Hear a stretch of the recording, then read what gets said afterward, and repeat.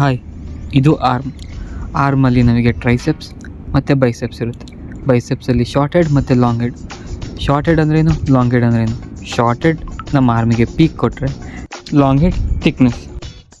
So ಇವತ್ತು ನಾವು ಬೈಸೆಪ್ಸಿನ basics ಬಗ್ಗೆ ಮಾತಾಡ್ತಿದ್ದೀವಿ. ಈ ಲಾಂಗ್ ಹೆಡ್ ಎಕ್ಸಸೈಸಸ್ ಮತ್ತು ಶಾರ್ಟ್ ಹೆಡ್ ಎಕ್ಸಸೈಸ್ ಅಂತ ಏನಿರಲ್ಲ.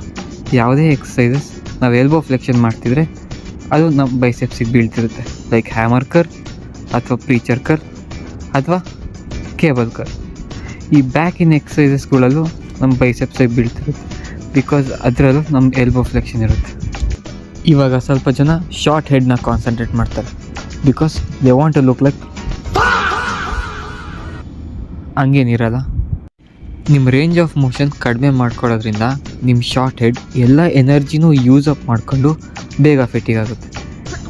ಇದು ನನ್ನ ನಾರ್ಮಲ್ ರೇಂಜ್ ಆಫ್ ಮೋಷನ್ ಆದರೆ, ಇದು ಶಾರ್ಟ್ ಹೆಡ್ಡಿಗೋಸ್ಕರ ರೇಂಜ್ ಆಫ್ ಮೋಷನ್. ಇದರಿಂದ ನೀವು